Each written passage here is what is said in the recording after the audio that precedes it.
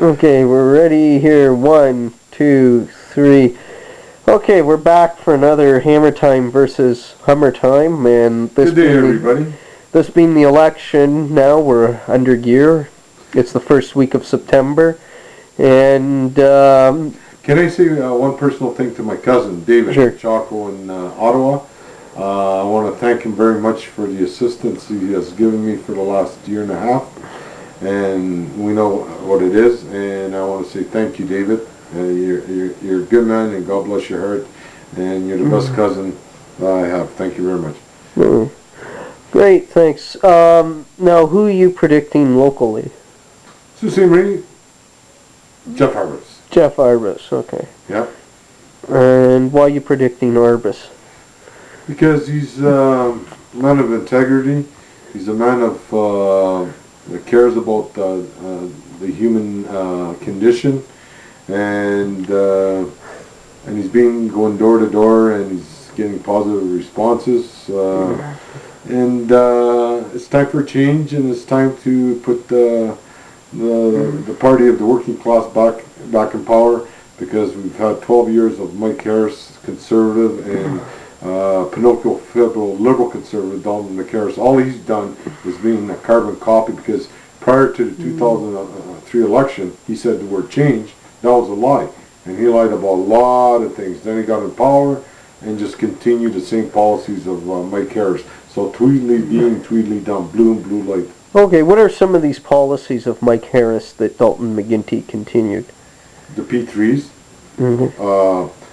He didn't do nothing with welfare increase or minimum wage.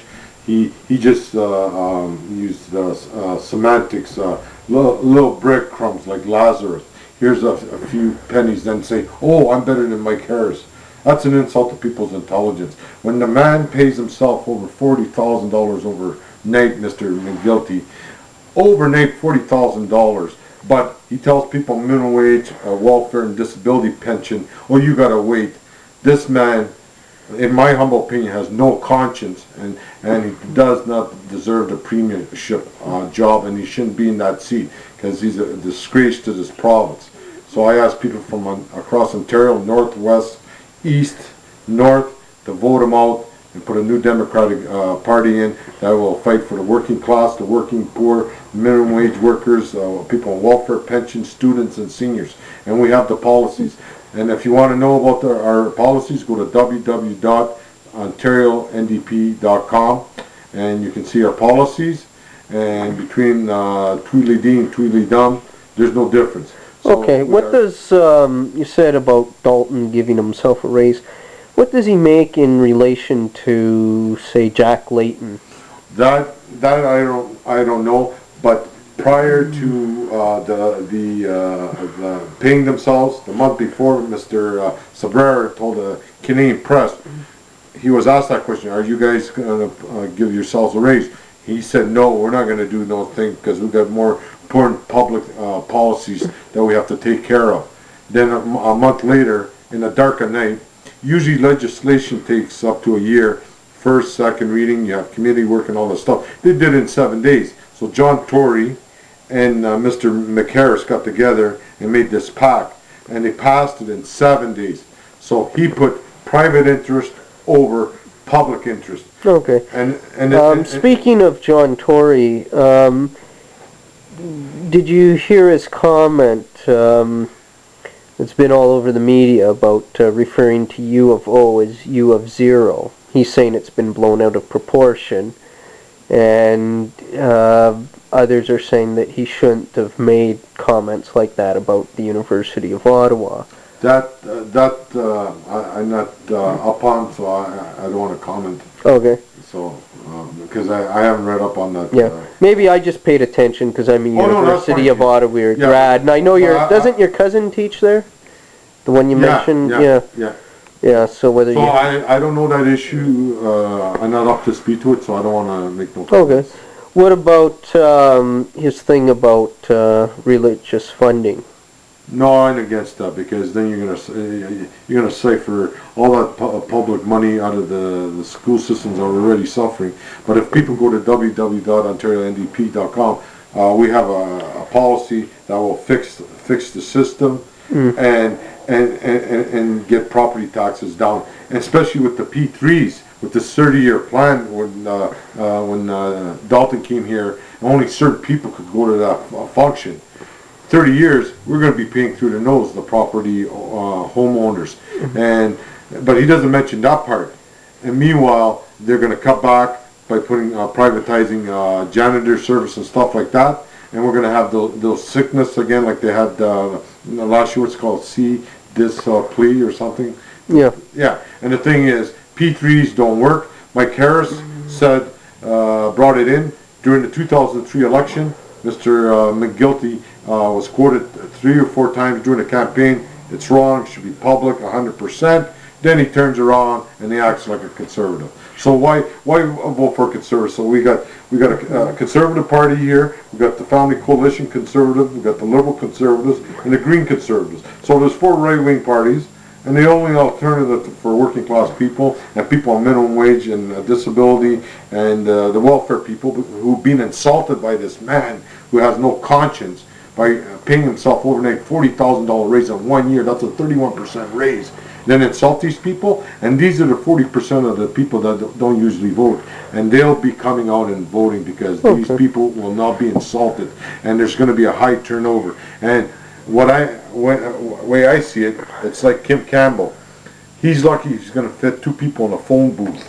Yeah, but let's ask another question. What do you think of this Liberal Family Day proposal? That was brought up by Peggy Nash last February for a national day. So the Liberals always like the... Why don't you tell people who Peggy Nash is? She's from Hyde Park, Parkdale. She's an NDP member in the federal, and she brought that in the House. I think it's in first or second reading or committee stage kind of thing. Okay. So it's already there. What the Liberals are trying to do is to smoke and mirrors, because they don't want to talk about their record, the precedents. Because we know, when a judge makes a decision, he always says, I got to look at the precedents. They got a record that stinks from here to high heaven. And they know that, but they want to talk about a little bit of this, a little bit of this, about the train, this. But they don't want to talk about the bread and butter issues where people are getting hammered. And meanwhile, he pays himself $40,000 and plus the $32 million slush fund. God bless. Another federal sponsorship kind of scandal. Is the Liberal Party of Ontario, Mr. Orzhetti, going to pay that $32 million back before October 10th? Yes or no? It's a very simple question for you to answer. If not, then there should be a public inquiry now, not after the fact. Because people are not stupid. You think they're stupid, but they're not. They're very progressive, and they know, and they caught your con, because you conned them in 2003, but not this time. Fool me once, shame on me. Fool me twice, shame on you. Okay. Well, here's a question along that lines, and I'll ask that you let me complete it. I mean, we know that Dalton McGuinty lacks personality. It's been said that he's the one politician in Canada who has even less personality than Stephen Harper. He reminds me of that guy in the movie, scary movie. What's that guy's name? Norman Bates. No, Perkins. Yeah. We know that he's broken promises, and yet, and that he can be somewhat of an autocrat, and yet neither the NDP nor the Conservatives, actually, I'll say the PCs, if you go to the PC website, there's no mention of the word conservative, which I find interesting. But neither of the two parties have been able to capitalize on this. I think they have, because in the last 4 by-elections, the New Democrats won. And you know why? It was on bread and butter issues. Like the last election in York Weston, in 2003, the Liberals won by 13,000 votes.